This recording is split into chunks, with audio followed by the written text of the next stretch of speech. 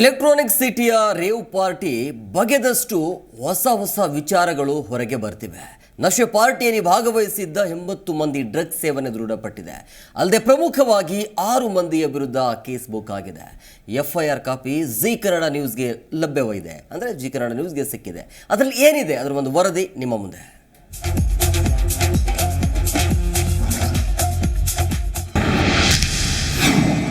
Anekal rave ಪಾರ್ಟಿಯಲ್ಲಿ drugs ಸೇವನೆ ದೃಢ.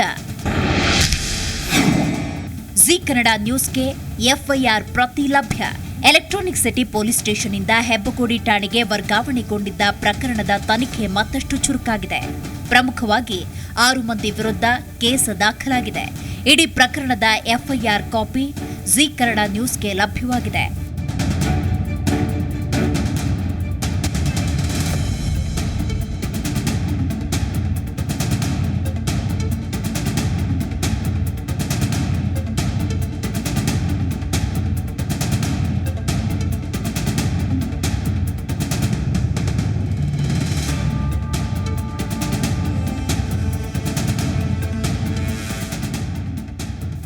ಇನ್ನು FIRನಲ್ಲಿ ದಾಖಲಾಗಿರೋ ವಿಚಾರಗಳು ಏನಪ್ಪಾ ಅಂದ್ರೆ, ಆಯೋಜಕ ವಾಸು, ಡ್ರಗ್ ಪೆಡ್ಲರ್ಗಳಾದ ಅರುಣ್ ಕುಮಾರ್, ನಾಗಬಾಬು, ರಣಧೀರ್ ಬಾಬು, ಮೊಹಮ್ಮದ್ ಅಬುಬಕರ್, ಗೋಪಾಲ್ ರೆಡ್ಡಿ ವಿರುದ್ಧ ಕೇಸ್ ಬುಕ್ ಆಗಿದೆ.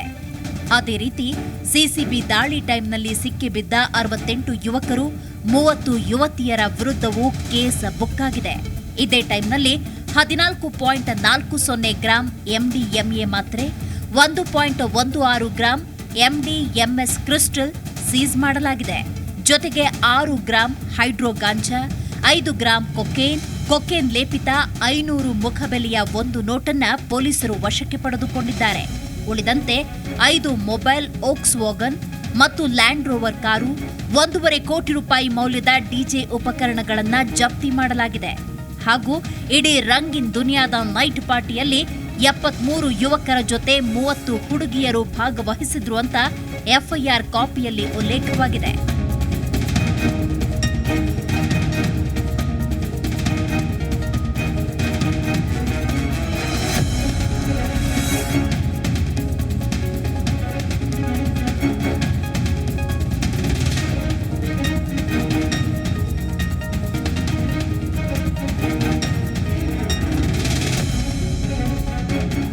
ಮಬ್ಬುಗತ್ತಲಲ್ಲಿ ಅಮಲಲ್ಲಿ ತೇಲಾಡ್ತಾ ಇದ್ದ ಯುವ ಪಡೆಗೆ ಪುಲಿಕೇಶಿ ನಗರದ ಸಂತೋಷ್ ಆಸ್ಪತ್ರೆಯ ಲ್ಯಾಬ್ ಟೆಕ್ನಿಷಿಯನ್ ಮಿದತ್ ಅನ್ನೋರು ಬ್ಲಡ್ ಸ್ಯಾಂಪಲ್ ಕಲೆಕ್ಟ್ ಮಾಡಿರ್ತಾರೆ.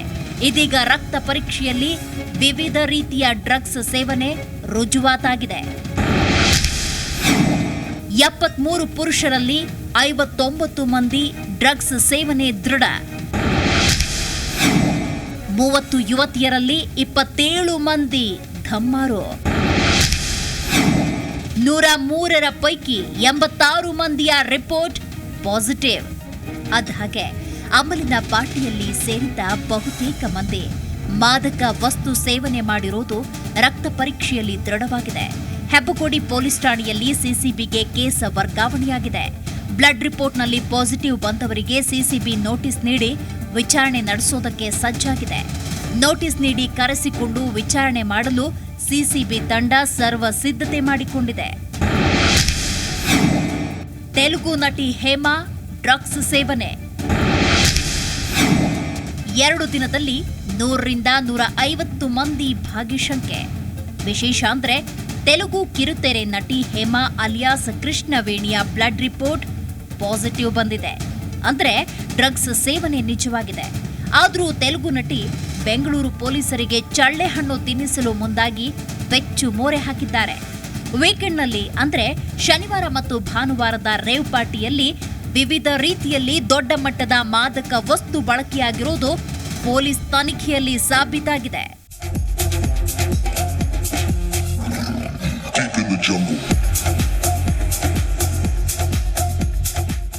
ಅದೇನೇ ಇರಲಿ, ಎಲೆಕ್ಟ್ರಾನಿಕ್ ಸಿಟಿಯ ಫಾರ್ಮ್ ಹೌಸ್ ರೇವ್ ಪಾರ್ಟಿಯ ತನಿಖೆ ಮತ್ತಷ್ಟು ಚುರುಕಾಗಿದೆ. ಆದರೆ ಯಾವ ಮಟ್ಟಿಗೆ ಯಶಸ್ವಿಯಾಗತ್ತೆ ಅನ್ನೋದನ್ನ ಕಾದು ನೋಡಬೇಕು. ಯಾಕಂದ್ರೆ ಭಾಗವಹಿಸಿದ್ದವರು ಬಹುತೇಕ ಶ್ರೀಮಂತ ಉದ್ಯಮಿ ಚಲನಚಿತ್ರ ನಟರ ಮಕ್ಕಳು. ಅಲ್ಲದೆ ಹೈದರಾಬಾದ್ನಿಂದ ಬಂದವರೇ ಹೆಚ್ಚು. ಹೀಗಾಗಿ ಬೆಂಗಳೂರು ಸಿಸಿಬಿ ಪೊಲೀಸರ ಕಾರ್ಯದಕ್ಷತೆ, ತನಿಖಾ ಕ್ರಮದ ಮೇಲೆ ಬೆಟ್ಟದಷ್ಟು ನಿರೀಕ್ಷೆ ಉಂಟಾಗಿದೆ.